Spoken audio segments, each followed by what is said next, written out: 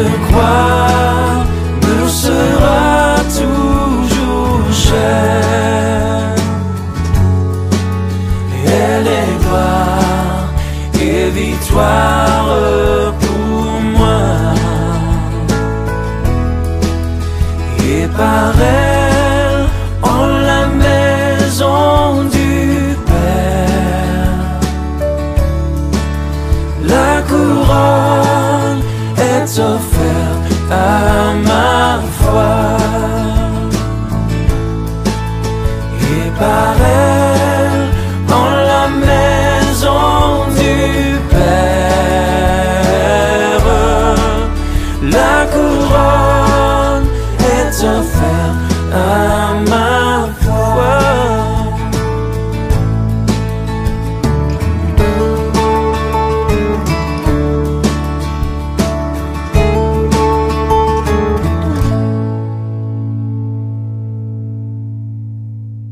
Est-ce que nous pouvons nous tenir debout et puis nous allons prier pour la parole. Donc un double message, je vais être très très court pour laisser le pasteur Blaise aussi d'apporter ce que le Seigneur a mis sur son cœur. Mais prions le Seigneur. Seigneur, merci pour ta grâce. Merci pour ce temps, Seigneur, que nous prenons, Seigneur, autour de ta parole. Ta parole est une lampe à nos pieds, une lumière, Seigneur, sur notre sentier. C'est elle qui nous nourrit, c'est elle qui nous éclaire. C'est elle qui nous guérit, Seigneur. C'est elle qui nous rappelle, Seigneur, combien tu es grand, tu es puissant, combien tu es fidèle.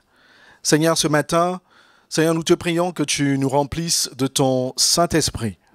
Seigneur, que tu viennes donner à chacun sa part, à moi aussi, Seigneur. Et que tu permettes à ce que nous puissions faire tout, nous puissions faire, Seigneur, taire tout doute.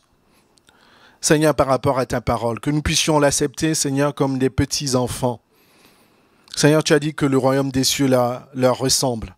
Seigneur, nous voulons vraiment avoir le cœur ouvert. Et Seigneur, une foi, Seigneur, même si elle est petite comme une graine de moutarde, nous voulons la voir ce matin, afin que ta parole nous guérisse, nous conseille, nous encourage, par le nom puissant du Seigneur Jésus-Christ. Amen.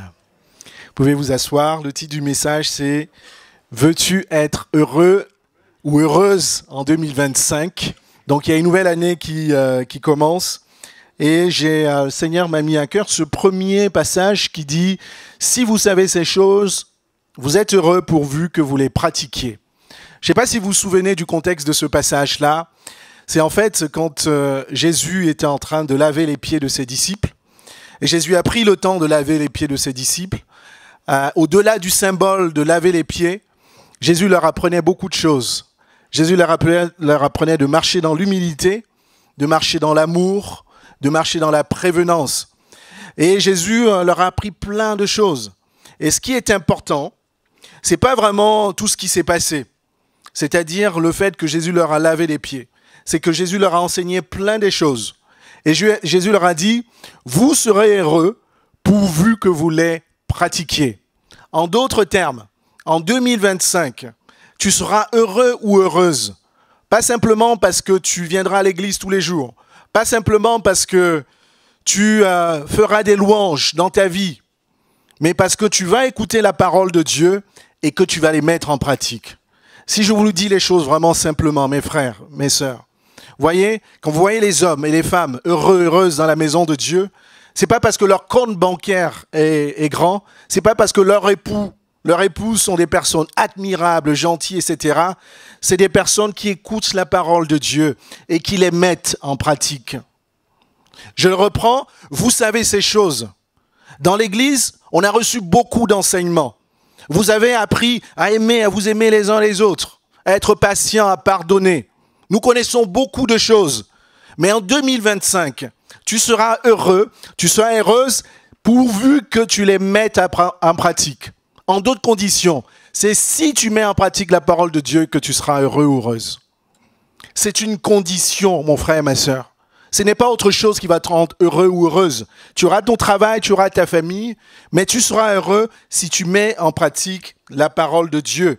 Et vous savez, en fait, le monde nous a des définitions totalement différentes du bonheur. Dans le monde, en fait, on est heureux parce qu'on a des moyens, on a des relations, parce qu'on a On a le pouvoir parce qu'on a 1000 followers, je ne sais pas sur quel compte réseau social. C'est ça le monde. Mais je vous dis ce matin, en fait, nous ne sommes plus de ce monde. Oublions ce monde. Nous sommes heureux. Nous, enfants de Dieu, tu es heureuse si tu mets en pratique la parole de Dieu. Et si c'était vraiment le cas, tous ceux qui sont dans le monde. Moi, j'ai écouté, il y a un chanteur qui a tenté de se suicider simplement parce que sa femme lui a dit qu'elle ne l'aimait plus. Ah, moi, si ma femme me dit qu'elle m'aimait plus, c'est pas très grave. Vous savez pourquoi? Parce que dans mon cœur, j'attendrai demain. Je dis, ok, tu m'aimes pas aujourd'hui, peut-être demain tu m'aimeras. Voilà, j'attends par la foi. Mais le monde, c'est ça. Il y a même aussi un comédien qui a été condamné pour homicide involontaire. Je ne vais pas citer les noms parce que c'est des affaires qui sont peut-être en justice avec consommation de stupéfiants, etc. Ça, c'est le monde. C'est des personnes qui ont tout, n'est-ce pas? Qui ont des relations, qui ont de l'argent, etc. Elles ne sont pas heureuses. Nous, enfants de Dieu, ce matin, tu es enfant de Dieu. Dieu t'a donné le pouvoir d'être appelé enfant de Dieu. C'est-à-dire que tu es différent de ceux qui sont dans le monde, ceux qui sont dans le monde. Tu es heureux, tu es heureuse pourvu que tu mettes en pratique la parole de Dieu. Alors, comment être heureux?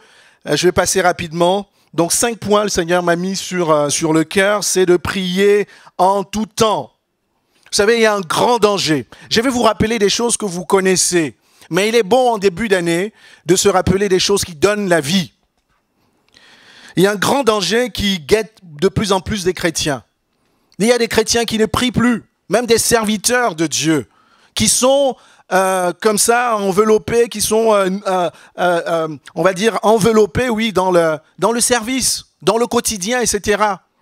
Moi, il y a des pasteurs ou des serviteurs qui m'ont dit « Je suis tellement occupé que je n'ai même plus le temps de prier. » Mais si tu n'as pas le temps de prier, mon frère, ma soeur, arrête de servir le Seigneur. Pourquoi? Parce que quand tu pries, tu vas chercher en Dieu sa volonté. Tu vas chercher le conseil de Dieu. Tu vas chercher la force de Dieu. Donc si tu ne pries pas, tu ne pourras pas le servir. Donc prie et reste en contact avec ton Dieu. L'apôtre Paul pouvait dire « priez sans cesse ».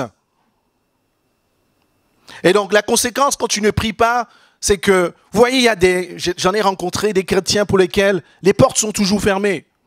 Des chrétiens tu as l'impression qu'ils tournent toujours en rond. Dieu ne peut pas te laisser dans le désert aussi longtemps. Alléluia. Dieu a une volonté, un plan pour toi.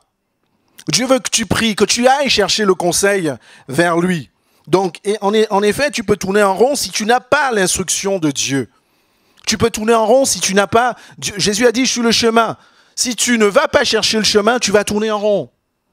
Tu es arrivé à un rond-point, un carrefour, tu ne sauras pas quel chemin prendre. Et même quand tu tomberas, tu seras spirituellement faible. Et vraiment, autre chose, je nous encourage à renouer dans notre vie de prière. Parce que Dieu veut que nous soyons heureux lorsqu'il exauce nos prières. Qu'est-ce que la Bible nous dit ? Jusqu'à présent, vous n'avez rien demandé à mon nom. Demandez et vous recevrez afin que quoi ? Qui connaît la suite du verset ? Afin que votre joie soit complète. Dieu veut que ta joie soit complète.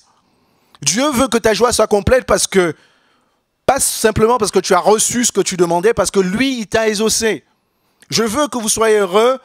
Je veux répondre à vos prières afin que votre joie soit complète. J'ai visité un frère hier. Il y a son fils qui avait soumis en fait à l'église un sujet de prière. Il cherchait une fameuse alternance.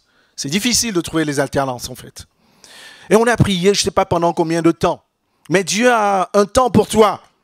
Et hier soir, ce n'était pas l'objet de la visite à ce frère-là, mais il m'a dit, j'ai un grand témoignage.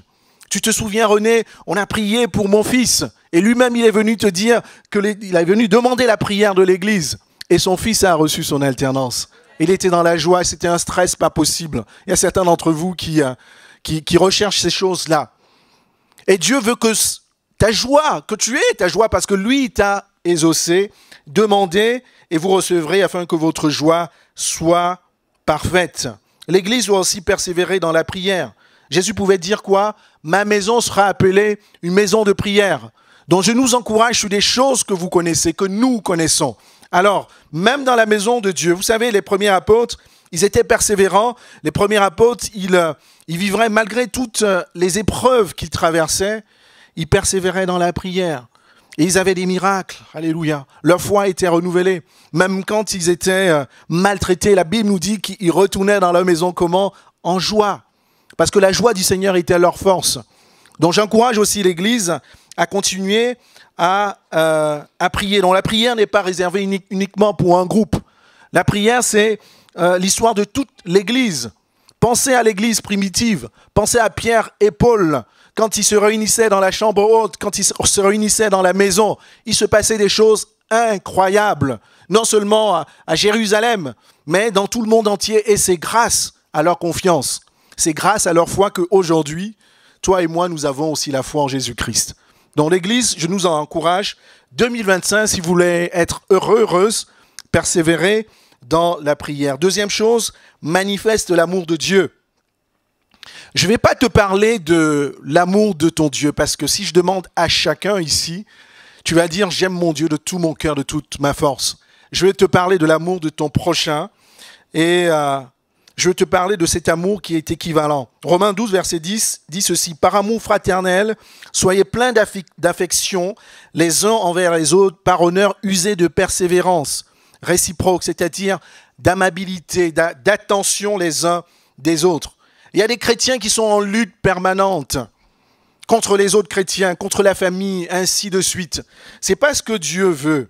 Je vais vous donner la définition de l'amour. Et vraiment ces choses-là, mes bien-aimés, mes frères et mes sœurs, nous devons grandir dans le vrai amour de Dieu.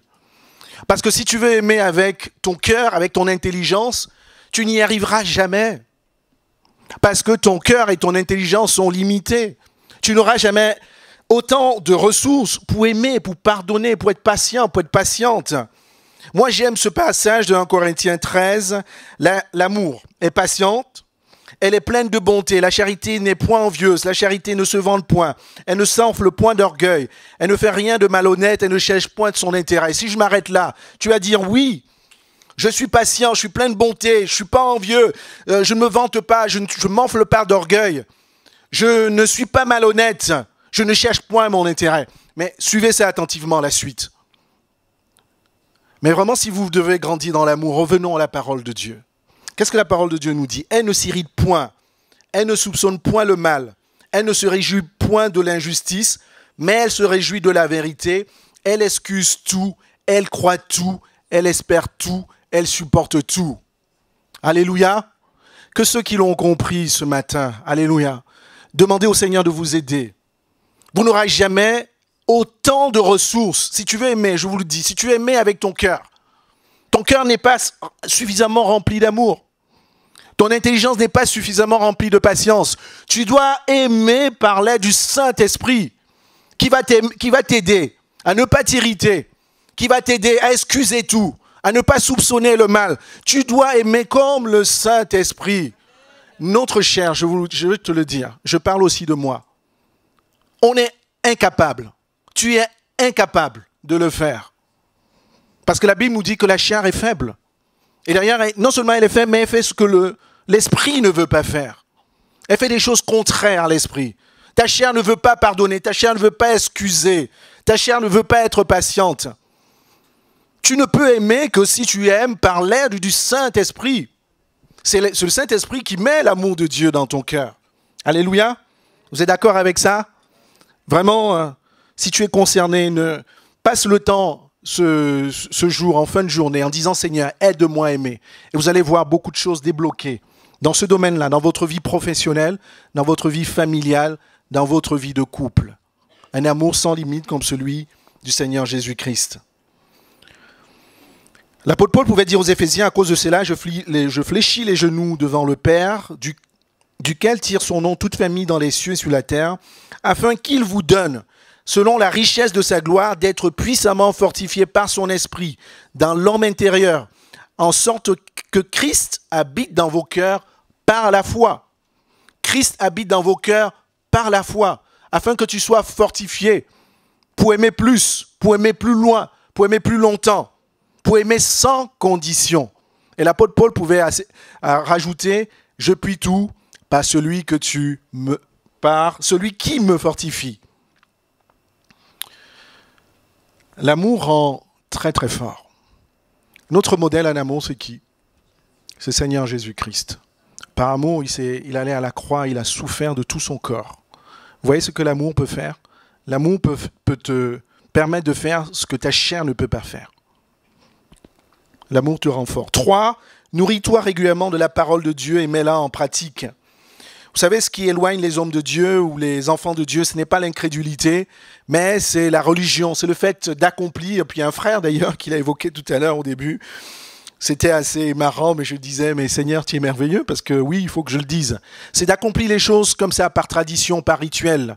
J'ai eu la grâce de rencontrer des personnes de la famille pendant ces congés.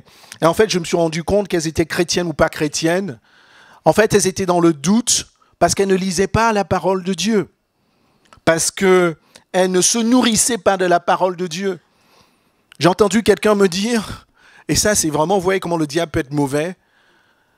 C'est drôle, René, mais quand je lis la parole, ou quand je passe du temps avec Dieu, dans la prière, je fais des cauchemars, je ne suis pas en paix. Je dis, c'était quelqu'un que j'aime beaucoup. Je lui dis, je suis désolé, mais tu ne le fais peut-être pas de la bonne manière. Je ne sais pas quel Dieu dont la parole tu vas lire et dont la louange, tu vas passer dans sa présence et tu vas continuer les cauchemars, etc. Parce qu'on loue et on cherche un Dieu qui est puissant, qui nous délivre de toutes ces choses-là. Et je l'ai encouragé.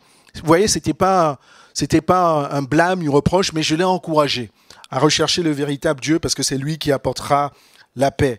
Donc, vous savez, toutes ces choses-là, l'homme ne vivra pas de pain seulement, mais de toute parole qui sort de la bouche de Dieu. Donc, tu veux être heureux ou heureuse, mon frère et ma sœur, nourris-toi, nourris-toi, nourris-toi de la parole de Dieu. Et surtout, mets-la en pratique, parce que souvent, on se croit plus malin que Dieu, n'est-ce pas? On sait tout. Ça fait, je ne sais pas depuis combien de temps tu es converti, mais tu connais bien la parole de Dieu. Tu sais ce que Dieu te demande dans ta vie. Et plus que ça, le Seigneur a mis le Saint-Esprit qui te convainc de justice, jugement, qui te parle chaque jour. C'est ce que tu dois faire, c'est ce que tu ne dois pas faire. Ça, tu le sais. Mais ce qui va changer, c'est vraiment que tu puisses obéir à cette voie-là, qui va te dire marche dans l'obéissance, marche dans la fidélité, marche dans l'amabilité, marche dans la bonté. Et c'est comme ça que tu seras heureux. Une fois de plus, vraiment, je bénis le Seigneur. J'ai rencontré beaucoup d'hommes et de femmes qui sont remplis d'un amour. Déjà dit dans la parole, sont très heureux, sont très heureuses. Et à plusieurs reprises, je me suis demandé, mais Seigneur, comment tu fais? Et je peux vous dire, regardons-nous. On sait. Enfin, on sait. Vous savez, tous ceux que vous rencontrez, ceux qui sont heureux, heureuses dans la maison de Dieu, c'est ceux qui mettent en pratique la parole de Dieu. Alléluia. Ils n'ont pas plus de moyens que vous. Ils n'ont pas plus des conditions favorables que vous. Mais c'est ceux qui s'humilient devant Dieu et qui mettent en pratique leur parole. Parce que Dieu leur permet de faire ce que l'homme est incapable de faire, ce que la chair est incapable de faire. Si tu veux être heureux, heureuse, mets en pratique la parole de Dieu. Jésus pouvait dire, si quelqu'un m'aime, il gardera ma parole et mon Père l'aimera. Nous viendrons à lui et nous ferons notre demeure à lui. Donc le schéma de la joie est assez simple. Mes amis, c'est que tu aimes Dieu. Si tu aimes Dieu, alors tu fais quoi? Tu gardes sa parole. Et tu gardes sa parole, qu'est-ce qui se produit? Dieu t'aime. Et comme Dieu va t'aimer davantage, qu'est-ce qu'il fait? Il fait sa demeure en toi, chez toi. Et quand Dieu fait sa demeure en toi, chez toi, c'est-à-dire que par son Saint-Esprit, il te permet de faire ce que tu es incapable de faire. D'être heureux même quand tout le monde dit, mais comment cette femme, cet homme-là, avec tout ce qu'il traverse, comment il peut être heureux, heureuse? C'est ça le schéma du bonheur. Alléluia. Si quelqu'un m'aime, il garde ma parole. Moi, je l'aimerai. Et je viendrai faire ma demeure chez lui. Alléluia. Et Dieu fait ta demeure chez toi. Le Saint-Esprit en toi, c'est la joie. C'est d'ailleurs un des fruits du Saint-Esprit. C'est la joie. Si vous retenez le schéma du bonheur, vous serez heureux en 2025. Point 4, partage l'évangile de Christ. Réjouis-toi dans le ciel. Vous voyez, il y a beaucoup de choses qui peuvent nous réjouir. Mais il y a d'autres choses aussi qui peuvent nous réjouir parce que dans le ciel, vous savez, il y a la joie en permanence. Parce qu'il y a des hommes, il y a des femmes qui donnent leur vie à Christ. Et moi, j'ai envie d'être invité tous les jours dans le festin de Jésus-Christ. Alléluia. Parce que je sais qu'il y a festin dans le ciel tous les jours. Parce qu'il y a des hommes et des... Est-ce que vous le croyez? Et il y a des hommes et des femmes qui acceptent le Seigneur tous les jours. Donc il y a une fête dans le ciel tous les jours. Et moi, j'ai envie de faire partie de cette fête-là. C'est pour ça que tu dois partager l'évangile. L'apôtre Paul pouvait dire, partage l'évangile en toute occasion, favorable ou non. Et donc, si tu veux être dans la joie, partage aussi, fais ton témoignage. Vous voyez, c'est simple. Témoignage, c'est de dire, comme l'aveugle, voici ce que j'étais et voici ce que je suis aujourd'hui grâce au Seigneur Jésus-Christ. Pas besoin de connaître la Genèse à Apocalypse. Vous voyez? Donc partage et tu verras que tu seras dans la joie. Tu recevras une invitation et tu seras heureux, heureuse. Et le dernier point, c'est sois généreux. Alors, j'ai oublié de dire que ces points que j'ai partagés ne sont pas exhaustifs, n'est-ce pas? C'est ce que le Seigneur a mis dans mon cœur pour ce matin, pour ce début d'année. Sois généreux. Il y a une bande dessinée que je lisais quand j'étais tout jeune, qui s'appelle Picsou. Qui c'est qui s'en souvient? Voilà, des gens de mon âge. Et il y en a encore à l'église. Picsou, je pense que c'était une bande dessinée américaine, et c'est l'histoire d'un homme qui avait beaucoup d'argent, mais qui était il était très pingre, il était radin, il était avare. Et lui, son bonheur, vous savez quoi? C'est qu'il avait une petite pièce là, vous vous souvenez, hein? Il avait un coffre-fort, il ouvrait, il regardait la montagne, il y avait plein de pièces, il n'y avait pas de billets, il y avait surtout plein de pièces, etc. Il y avait le souris qui lui montait comme ça, jusqu'à la tête. C'était ça son bonheur. Il refermait la porte. Mais quand il y avait quelqu'un de son entourage qui venait lui demander quelque chose, alors il devenait tellement irrité, il comprenait plus rien. Tout ça pour vous dire quoi? C'est que si tu veux être heureux, heureuse, sois généreux mon frère. Sois généreuse ma sœur. Ouvre la porte de ta maison. Ouvre la porte de ton cœur. Ouvre la porte de ton temps. Dans la maison de Dieu ou même dans vos familles, ceux qui sont généreux, ce n'est pas ceux qui ont les moyens de le faire. C'est eux qui ont un cœur généreux. Ce n'est pas ceux qui ont un portefeuille généreux. C'est ceux qui ont un cœur généreux. Et Jésus-Christ pouvait dire, il y a plus de bonheur de donner qu'à recevoir. Tu peux donner de plusieurs manières. Sois généreux dans ton sourire. Sois généreuse dans ton amabilité. Sois généreux dans tes visites. Une fois de plus, ouvre ta porte. Et vraiment, je bénis le Seigneur. Je sais que dans cette maison, la maison de Dieu, il y a des personnes qui sont généreux et généreuses. Et tout ça est lié. C'est des personnes qui sont aussi heureuses. Alléluia. Pas selon les conditions du monde, mais selon les conditions de la parole de Dieu. C'était ça mon dernier point. La Bible nous dit d'ailleurs que Dieu peut vous combler de toutes sortes de grâces, afin que possédant toujours en toutes choses, de quoi satisfaire à tous vos besoins, vous ayez encore en abondance pour toute bonne œuvre. En d'autres termes, si tu donnes, tu auras encore davantage.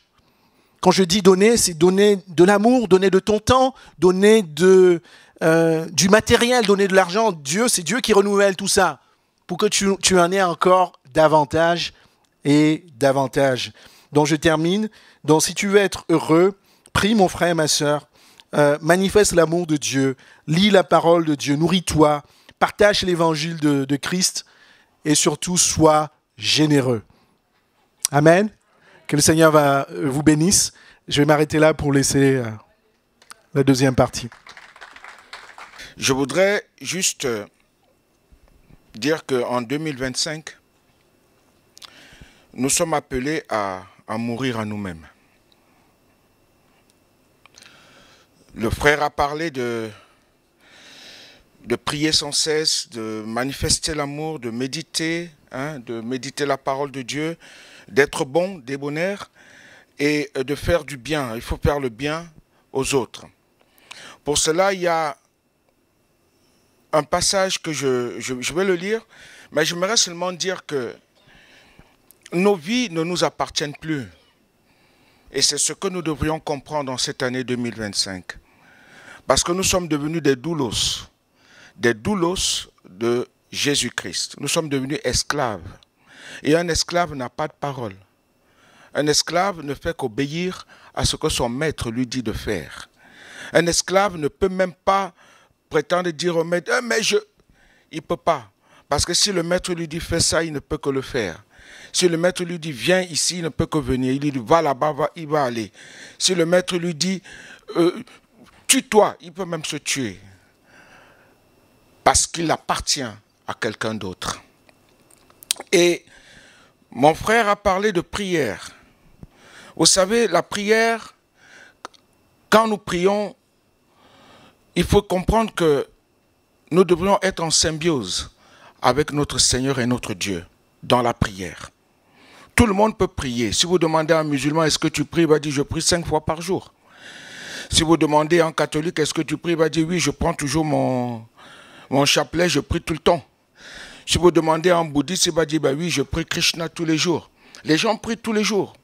Mais nous devons prier étant en symbiose avec notre Dieu. Et c'est pourquoi j'ai pris le texte de Matthieu 6 pour développer un peu la prière, où le Seigneur Jésus-Christ enseigne justement au niveau de par rapport à la prière. Il dit, j'aime bien le verset premier, là où il dit, « Gardez-vous de pratiquer votre justice devant les hommes, pour en être vus. Vous n'aurez point de récompense auprès de votre Père qui est dans les cieux, si on veut toujours pratiquer sa propre justice. » Et il va plus loin au verset 5, il dit, « Lorsque vous priez, ne soyez pas comme les hypocrites. » C'est incroyable qu'ils puissent parler d'hypocrisie. « Qui aiment à prier debout dans les synagogues et au coin des rues pour être vus des hommes. Je vous le dis en vérité, ils reçoivent leur récompense. Mais quand tu pries, entre dans ta chambre, ferme ta porte et prie ton Père qui est là dans le lieu secret. Et ton Père qui voit dans le secret te le rendra. En priant, ne multipliez pas de vaines paroles, comme les païens qui s'imaginent qu'à force de paroles, ils seront exaucés. Ne leur ressemblez pas, car votre Père sait de quoi vous avez besoin avant que vous le lui demandiez. Je peux même m'arrêter déjà là en disant que il faut que nous comprenions que nous ne nous appartenons pas, que nous appartenons à Dieu. En Jésus-Christ, il est devenu notre Père céleste. Et je crois que quand nous venons devant notre Père, même dans la prière, on vient avec humilité. Avec humilité. Et on doit s'approcher de lui, sachant qui il est pour nous. Il est Dieu d'abord, il est mon Père, il est notre Père en Jésus-Christ. Il y a d'abord le respect de Dieu, de savoir qu'il est Dieu. Et donc je dois venir devant lui, c'est vrai, je veux prier, mais je dois m'approcher de lui, sachant qu'avec humilité, étant humble, sachant qu'il est pour moi dans ma vie. Et au verset 9, il dit, voici donc comment vous devez prier, notre Père qui est aux cieux. Que ton nom soit, vous comprenez, rien que le nom, la première phrase, notre Père, résume déjà tout ce que notre frère, le pasteur René a dit. Notre Père. Notre Père. Que ton nom soit sanctifié. Que ton règne vienne. Que ta volonté soit faite sur la terre comme au ciel. Donne-nous aujourd'hui notre pain quotidien. C'est très beau. Seigneur, bénis-moi. Bénis-nous. Pas moi, mais nous. Parce qu'on a besoin de toi. Et il va plus loin au verset 12. Pardonne-nous nos offenses, comme nous aussi nous pardonnons à ceux qui nous ont offensés. Ne nous induis pas en tentation, mais délivre-nous du malin, car c'est à toi qu'appartiennent le règne, la puissance et la gloire. Amen. Le verset 14 dit, si vous pardonnez aux hommes leurs offenses, votre Père céleste vous pardonnera aussi. Mais si vous ne pardonnez pas aux hommes, votre Père ne vous pardonnera pas non plus vos offenses. Si nous regardons la prière dans ce cas-là, on va donc dire, Seigneur, je veux prier, je prie tous les jours. Oh, je prie, Seigneur, par l'Esprit, en langue, je suis là devant mon Seigneur, je prie. Seigneur, mais la Bible, Dieu va toujours te regarder, te pointera toujours du doigt, va dire, hé, pourquoi tu as de l'aversion? Pourquoi tu as du mépris? Pourquoi tu as de la jalousie? Pourquoi tu as des querelles? Pourquoi tu as des disputes? Pourquoi tu as des jugements? Pourquoi tu es comme ci? Pourquoi tu es comme ça? Dieu te montrera toujours cela. Parce que après que, j'aime bien, je vous donne un exemple. J'avais une tante, qui est décédée aujourd'hui, quand elle venait à l'église, oh là là, quand elle priait, c'était... Tu croyais que le ciel descendait sur la terre. Mais quand on rentrait à la maison, c'était... Aïe. Envers ses enfants, c'était horrible. Elle faisait même des choses pas bien, en maudissant ses propres enfants. Mais c'était la plus sainte des saintes. Quand quelqu'un venait à la maison, elle montrait qu'elle était merveilleuse, alors que ce n'était pas ça. Je redis, la prière, c'est de l'humilité. C'est de considérer l'autre. Quand tu pries, tu considères l'autre. Et la prière, ce n'est pas que pour nous. La prière, c'est pour les autres.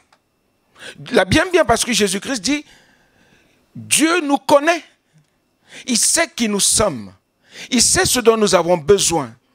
Il sait tout ce dont... Il connaît nos larmes, il connaît nos tristesses, il connaît nos douleurs. Il sait tout ce qui nous attriste, tout ce qui nous rend malheureux, malheureuses. La seule chose qu'il demande, c'est l'humilité qui précède la gloire. L'humilité. Et dans la prière, si tu n'as pas d'amour, comment voudrais-tu être exaucé? Tu pries, tu lèves les mains vers celui qui est amour. Dieu est amour et l'amour est en Dieu. Tu lèves les mains vers celui qui est amour et tu n'as pas d'amour. Comment voudrais-tu être exaucé? Comment? 2025 devrait nous apprendre à considérer les autres sans jugement. 2025 devrait nous amener à l'unité des uns des autres, sans jugement. Sans jugement. Jugeons-nous d'abord nous-mêmes. J'aime bien cette phrase dans les évangiles qui dit, avant de regarder la paille qui est dans l'œil de ton frère, considère d'abord la poutre qui est dans ton œil. Et là, tu comprendras que, sans doute, avant de dire quoi que ce soit pour l'autre ou envers l'autre, je vais d'abord considérer ma propre vie et de comprendre que ma propre vie elle-même ne glorifie pas Dieu, parce que nul n'est juste devant Dieu, pas même un seul. Tous, nous sommes fautifs devant Dieu.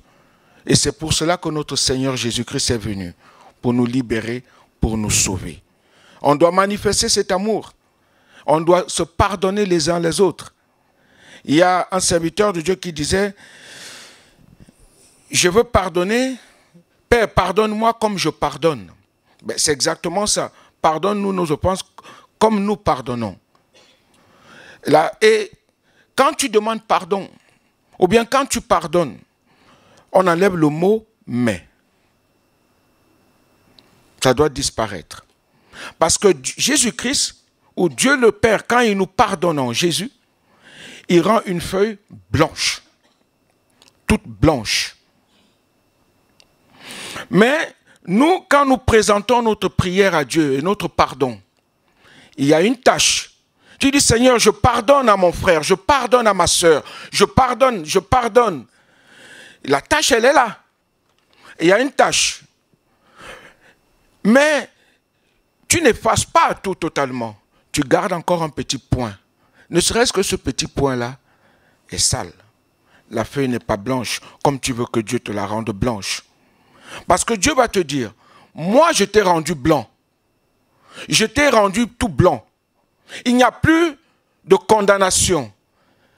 Pour ceux qui sont en Jésus. Seigneur, je viens à toi. Il n'y a plus de condamnation. Et Seigneur, tu m'as pardonné. Tu m'as délivré. Tu as donné ta propre vie pour moi. Tu m'as libéré. Tu m'as libéré. Alors, pourquoi je ne le ferai pas aussi pour mon frère ou ma soeur, pour celui qui est devant moi? Comme Dieu l'a fait pour moi et le fait tous les jours. N'est-ce pas, c'est tous les jours que nous nous présentons devant notre Père Céleste? Tous les jours. Père, pardonne-moi. Tu lèves les mains. Mais Dieu te dit oui. Regarde le point noir qui est encore là sur la feuille. Regarde le point noir. Regarde l'amertume. Regarde la haine. Regarde la jalousie. Regarde les querelles. Regarde le mépris. Regarde tout ce que tu as encore. Je veux te pardonner. Mais tu me demandes de pardonner comme toi tu pardonnes. Donc je veux aussi, si je garde aussi un petit point noir, aïe. Si Dieu garde aussi un petit point noir, comme nous gardons dans le pardon, qui pourra supporter? Père, pardonne-moi. Donc il y a déjà ça à régler. 2025. L'unité en Jésus. Nous lui appartenons. Mon frère, ma soeur, nous sommes des doulos, des esclaves de Jésus-Christ. Il fait de nous ce qu'il veut. Nous ne nous appartenons plus. Le problème, c'est que nous pensons, nous croyons que nous pouvons encore faire des choses de nous-mêmes. Dieu te dit non, c'est ma volonté qui prime. C'est ma parole. Quand tu la mets en pratique, nous disait notre frère, quand on met cette parole en pratique et qu'on la serre dans notre cœur, on ne pêche plus contre Dieu. Je voulais parler du sacré, ou la sacralité de Dieu qui est bafouée aujourd'hui dans les églises. La sacralité, ce qui est sacré. Tout ce que Dieu a créé est sacré. Sacré. L'église même est sacrée. Et on doit honorer l'église. On doit honorer Dieu dans son église. Il a dit, je bâtirai mon église. Je bâtirai L'église ne nous appartient pas. Et nous devrions honorer ce sacré-là, ce qu'est l'église de Jésus-Christ. Quand nous disons, je ne viens pas, je suis fatigué, j'ai un problème, me soucie avec tel frère, avec tel, je veux faire quoi l'église, ouais. On est en train de pécher contre Dieu. Ça veut dire que le sacré de Dieu, on le met de côté. Même quand on ne s'aime pas entre nous, on est en train de bafouer le sacré. Parce que Dieu est amour. Dieu est amour. Et 2025, nous voulons grandir, nous voulons être bénis. Mon frère, ma soeur, honorons le sacré. Honorons le sacré. Parce que tout ce que Dieu a fait est sacré. Le sacré de Dieu. Et c'est lui qui nous le dit lui-même. Quand nous regardons sa parole dans l'évangile selon Jean, au verset 8, au chapitre 8, verset 30, nous voyons ce qu'il dit. Il dit ceci, comme Jésus parlait ainsi, plusieurs crurent en lui, et il dit aux Juifs qui avaient cru en lui, si vous demeurez dans ma parole. Demeurer dans la parole. Demeurer, c'est-à-dire c'est de faire de la parole de Dieu notre, mien. Ce que Dieu dit est oui et amen. S'il me dit d'aimer, j'aime bien, le pasteur Lindemann au début parlait des Juifs qui gardent encore un peu on va dire, les lois de Moïse. Quand Dieu disait tue, il tuait. Il ne regardait pas derrière. Vous savez, quand nous lisons l'histoire des Juifs, on voit les Lévites. Quand Moïse les appelle, quand il revient de la montagne, il les appelle. Il dit, ceux qui sont pour l'Éternel, venez vers moi. Les Lévites sont venus. Et il dit aux Lévites, tuez même les membres de vos familles. Même les membres de vos familles. J'imagine le Lévite avec l'épée. il voit son frère, il voit sa soeur, ou bien sa maman, ou son papa, ou son oncle, il vient, ou je ne sais pas, son fils, je ne sais pas. Il a l'épée, il vient, il le poignarde, j'imagine son cœur. Et après ça, après qu'ils aient tué 3000 âmes sont tombées, Dieu leur dit, sanctifiez-vous maintenant. Parce que vous avez obéi, mais vous avez mis la mort, sanctifiez-vous maintenant. Vous êtes un peuple que je veux, sanctifiez-vous. Frères et sœurs, méditer la parole de Dieu ne suffit pas. Mais nous devons méditer, étant remplis de notre Seigneur et notre Dieu. Tout le monde peut méditer, tout le monde peut lire la Bible, mais il faut que nous soyons conduits. On se laisse conduire par le Saint-Esprit. Vous savez pourquoi?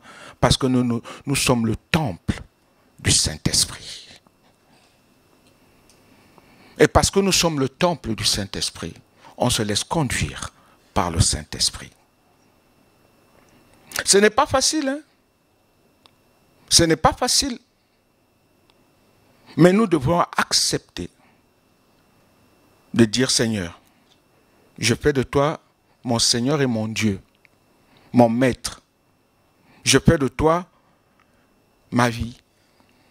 J'ai bien aimé la prière d'un frère qui disait, Seigneur, je te donne ma vie pour que tu en sois le maître. D'accord.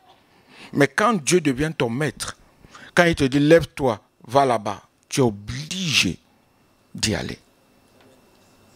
Quand Dieu te dit, assois-toi, tu ne bouges pas, tu ne bougeras pas. Et quand Dieu t'amène dans sa lessiveuse pour te broyer, hein, ou plutôt quand il devient le potier, le divin potier qui te malaxe, il fait de toi ce qu'il veut, accepte. Ce n'est pas le démon, c'est Dieu lui-même. Parce que quand il veut te briser, il te brise. Ah, il te met par terre. Ce n'est pas Satan, oubliez Satan. Dieu aime les serviteurs brisés par lui. Parce qu'on le laisse gérer. Et là, ça fait mal. On dit, Seigneur, tu fais comme tu veux. Mais tu cries, oh Dieu. Il dit, avance avec moi, on est là. Mais ça fait mal, on accepte. Et parce que nous sommes comme cela, nous devons aussi témoigner. Témoigner de Jésus-Christ, de faire de lui ce que nous sommes, en demeurant toujours dans le sacré de Dieu. La sacralité est bafouée. Nous négligeons énormément les choses de Dieu, les commandements de Dieu. Quand nous négligeons les commandements de Dieu, comment voudriez-vous que nous grandissons spirituellement et à tous égards? J'ai aimé le témoignage de notre sœur parce qu'elle s'est laissée, elle a laissé Dieu lui-même agir dans sa vie. Elle comptait sur elle-même. Elle comptait sur les médicaments, sur les médecins, sur son frère, sa soeur, son beau-frère, sa belle-sœur, sur tout le monde, même sur son propre mari. Mais elle s'est rendue compte que finalement, c'est rien, même sur sa fille. Ils dorment et moi je suis toute seule, je ne me sens pas bien. Alléluia. Seigneur, mais elle n'a pas oublié une chose, c'est qu'elle est le temple de Dieu, le temple du Saint-Esprit. Et que c'est Dieu qui gère ce temple. Et que c'est Dieu qui contrôle ce temple. Parce qu'on le laisse contrôler son temple. Parce qu'on le laisse faire de ce qu'il veut de son temple. Si le Seigneur avait voulu la prendre là, il la prenait. Mais parce qu'il aime, il fait grâce. Et s'il la prenait même, est-ce qu'il ne l'aime pas? Il aime toujours. Mais parce qu'il fait grâce. Il fait grâce, c'est sa grâce qui nous suffit. Il nous fait grâce afin que nous comprenions que il est tout pour tout un chacun de nous. Ne négligeons pas le sacré. Et même témoigner fait partie du sacré de Dieu. Parce qu'il a dit, c'est un commandement aussi, allez partout, témoigner. Et nous devons témoigner, nous devons évangéliser. Une église qui n'évangélise pas est une église morte. Une église qui ne témoigne pas est une église morte. On doit témoigner. On doit témoigner de ce que Dieu fait de nous, de ce que Dieu a fait et ce qu'il continue encore de faire. On doit évangéliser, on doit témoigner à nos voisins, à nos familles, à nos amis, dans la rue, partout. On doit proclamer l'évangile partout où nous sommes. Partout où nous sommes. Vous n'avez pas remarqué que de plus en plus, le monde est en train de s'islamiser? Parce que eux, ils parlent, ils islamisent partout. Mais que nous, les enfants de Dieu, les chrétiens que nous sommes, enfants de Dieu, petits Christ, nous croisons les bras, nous les regardons, nous essayons les salams comme eux, les salam alek et tout le reste comme eux. Et quand eux, ils te disent salam alaikum, quand tu dis que Jésus-Christ vous te bénisse, ils te disent, ah, tu es dans l'erreur. Mais à nous de leur dire aussi que vous êtes dans l'erreur. Vous n'avez pas de Dieu.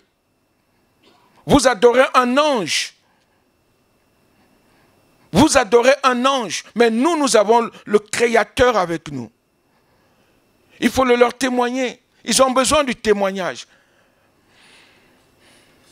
Mais avec sagesse. La sagesse qui vient d'en haut. Et non de nous-mêmes. Et quand on est rempli de notre Seigneur Jésus, c'est à ce moment-là qu'on peut aussi faire du bien. Il y a quelqu'un qui me disait, j'ai écouté cette prédication dernièrement, c'est un pasteur qui parlait, il disait, tu peux faire du bien à tout le monde sans les aimer. N'est-ce pas? Tu peux voir quelqu'un dans la rue qui a faim, tu ne l'aimes pas, mais tu lui donnes quand même à manger. Tu peux voir quelqu'un qui a besoin d'une pièce, tu vas donner la pièce, mais en critiquant, en murmurant, tu ne l'aimes pas. Mais Dieu nous demande d'aimer notre prochain, de faire du bien. De faire du bien. Ce n'est pas seulement le fait de donner, mais c'est le fait de porter la personne dans ton cœur. De fait de porter la personne, de l'aimer. Aime ton ennemi comme. Aime ton ennemi comme. Et tu peux même te le répéter, tu dis, j'aime mon ennemi comme moi-même. Et là, tu vas commencer à réfléchir. Qui est mon ennemi? Qui est mon ennemi? Est-ce celui qui est assis devant moi ou celle qui est assise devant moi? Ou bien celui qui vient attiser le feu pour que je ne puisse pas aimer? C'est ça. Et quand on commence à faire la volonté de celui qui est dans le monde, c'est pourquoi vous voyez, il y a tellement de murmures, tellement de critiques. C'est pourquoi les œuvres de la chair, la Bible dit, les œuvres de la chair sont évidentes. Et ceux qui les pratiquent n'hériteront point le royaume de Dieu. C'est simple. Je me dis, le pasteur Lindemann a prêché dimanche dernier en disant, si Jésus-Christ revient maintenant, qui part et qui reste. Parce qu'à tout moment, on peut partir. Qui que nous soyons ici, nous pouvons partir quand Dieu veut. Mais si Dieu te trouve en train de murmurer, si Dieu te trouve, si là où il te prend là, tu es en train d'avoir des mauvaises pensées, tu es dans les querelles, tu es dans les disputes, tu es dans les haines, dans les jalousies, dans le mépris, dans l'orgueil, dans l'adultère, l'impudicité,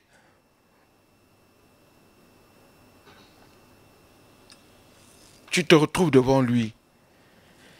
Tu dis, ah Seigneur, enfin tu me prends avec toi. Il dit, oui, mais tu n'entreras pas. Mais pourquoi Seigneur? J'ai donné ma parole. Elle est là, elle t'instruit, elle t'a instruit, ma parole. Pourquoi tu ne l'as pas serrée dans ton cœur? Pourquoi tu n'as pas eu la crainte de Dieu? Parce que tu as murmuré, tu n'entres pas. Parce que tu as été orgueilleux, tu n'entres pas. Parce que tu as été querelleur, querelleuse, tu n'entres pas. Parce que tu as pratiqué ces œuvres de la chair, tu n'entres pas. Tu n'entres pas. Vous pouvez le lire. Hein. C'est écrit. C'est écrit dans Galates chapitre 5, verset 19 à 20. C'est écrit.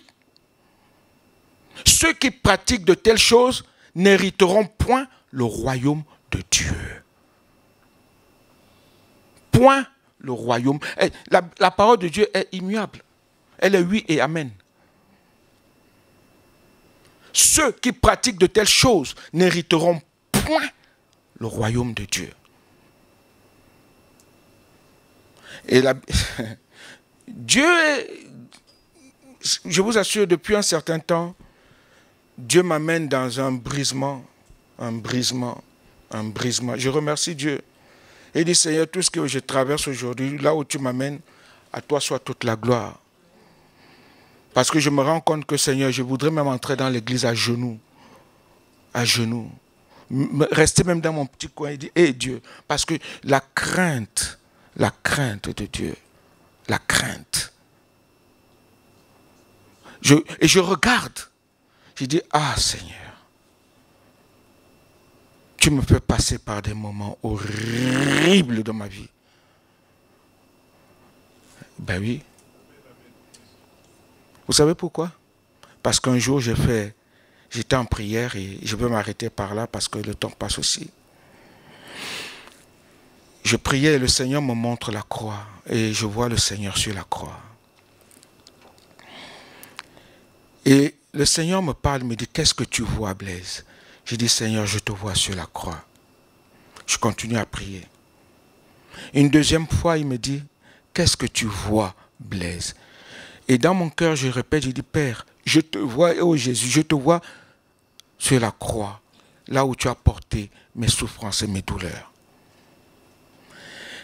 Et la troisième fois, le Seigneur change mon regard. Je me retrouve, moi, à la croix, derrière lui. Il me dit, qu'est-ce que tu vois maintenant, Blaise? Il dit, Seigneur, il faut que je me conforme à ta mort pour moi. Ce n'est plus moi qui dois vivre. C'est toi qui vis en moi. Et je termine par ça, par Romains 6, qui dit, ignorez-vous que nous tous qui avons été baptisés en Jésus-Christ, c'est en sa mort que nous avons été baptisés. Nous avons donc été ensevelis avec lui par le baptême en sa mort, afin que comme Christ est ressuscité des morts par la gloire du Père, de même, nous aussi nous marchions en nouveauté de vie. En Jésus, par Jésus, pour Jésus. Nous nous conformons à Christ. Est-ce que c'est notre désir ce matin? Premier culte de 2025. Se conformer à la mort de Christ. Est-ce que c'est ce que nous désirons ce matin? Frères et sœurs. Parce que celui qui est mort, tu peux faire de lui ce que tu veux, n'est-ce pas? Tu le prends, tu le mets à la morgue, tu le sors de la morgue, tu le balances où tu veux, comme bon te semble. Un jour, on accompagnait encore au Nigeria un frère qui était décédé à Douala, on l'a mené au Nigeria. On passait par les routes. Aïe, aïe, aïe. Et vous savez, les routes en Afrique sont horribles. On arrive vers la frontière, il y avait des gros trous, il pleuvait. Le corbillard est entré dans l'eau, dans la boue, avec tout le cercueil et tout. Le cercueil allait de gauche à droite. Et là, je me suis dit, mais Seigneur, il est mort, lui, il s'en fout. C'est nous qui sommes en train de nous plaindre, nous nous plaignons pour rien là. Lui, c'est fini pour lui, il n'est même plus là. C'est son corps qui est en train d'aller de gauche à droite, bouroum, bouroum, bouroum. Quand nous sommes arrivés à la frontière, aïe, aïe, aïe, le corps est... En plus, il fallait prendre le corps pour le mettre dans une chaloupe pour l'amener jusqu'au Nigeria. Parce qu'à la frontière, c'est juste une petite rivière. On traverse la rivière, on arrive au Nigeria, dans une chaloupe. Aïe, aïe, aïe. Et là, j'ai compris que, quand on est mort, on est mort. Fini. Et si nous sommes morts avec Christ, pourquoi nous voulons souvent encore élever la voix, regarder de travers, mépriser, haïr, discuter, disputer, essayer de trouver des raisons, essayer de se battre, de montrer des points, et tout ça, alors qu'on est mort. Allez à la morgue, regardez des cadavres. Fini. Fini. Si je vis, ce n'est plus moi qui vis, c'est Christ qui vit en moi. Amen. Prions le Seigneur, s'il vous plaît. Père, nous te bénissons ce matin. En cette année nouvelle, tu désires que nous soyons meilleurs et non pires. Que nous soyons des bons enfants de Dieu qui marchent dans l'obéissance, en respectant ton sacré. Père, nous te remettons toutes choses entre tes saintes mains. Ce matin, Seigneur, nous livrons à toi. Nous voulons être des bons dispensateurs de ta parole, des bons serviteurs de Dieu, des bons enfants de Dieu, parce que tu nous as établis pour cela. Tu nous as appelés, amenés à toi pour cela. Et nous voulons le crier à haute voix. Ce n'est plus nous qui vivons, ce n'est plus moi qui vis, mais c'est Christ qui vit en moi. Et nous voulons te laisser toute la place afin que tu sois le maître absolu de toute notre vie, Père. Au nom de Jésus-Christ. Amen. Je laisse la place au pasteur Lindaman.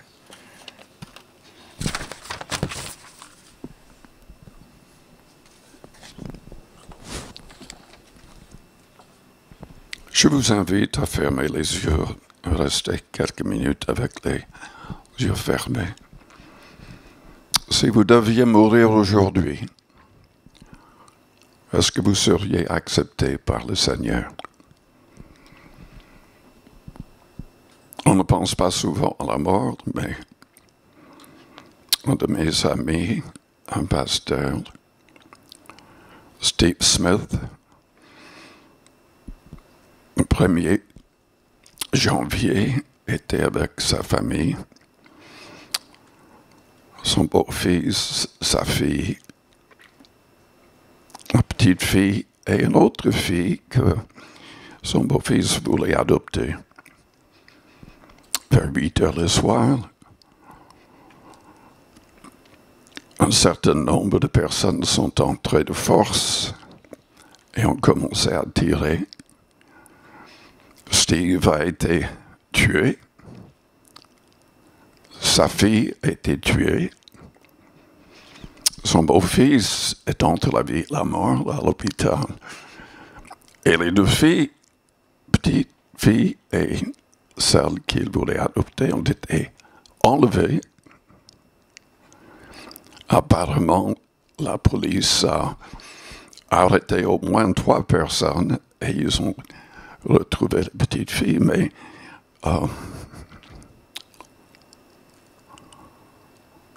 on ne sait jamais ce qui peut arriver dans la vie. J'espère que les choses vont changer et nous allons entrer dans des années de prospérité et de possibilité de gagner des âmes. Mais nous pouvons être en train d'entrer dans les 7 années de l'Apocalypse. Les 7 années de tribulation avant le retour du Christ sur terre.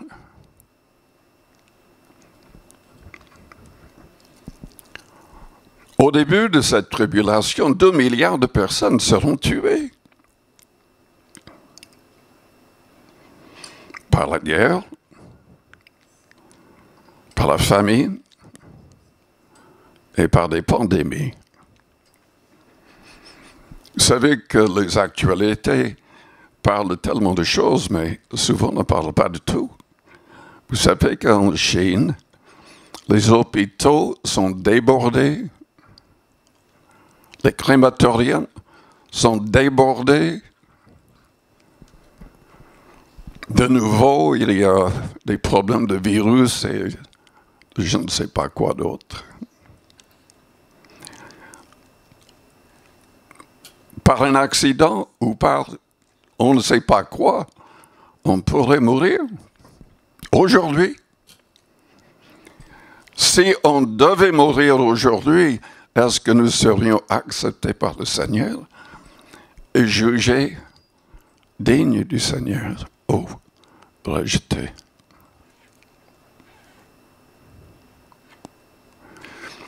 Fermez vos yeux, avec les yeux fermés. Est-ce que vous avez l'assurance de votre salut?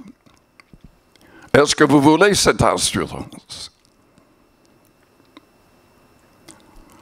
Si vous avez besoin de prière, vous voulez vraiment plaire au Seigneur, vous voulez faire sa volonté, vous voulez être un vrai disciple, et vous voulez cette assurance que tout est en règle. Vous voulez, en 2025, vraiment vivre pour le Seigneur de manière biblique.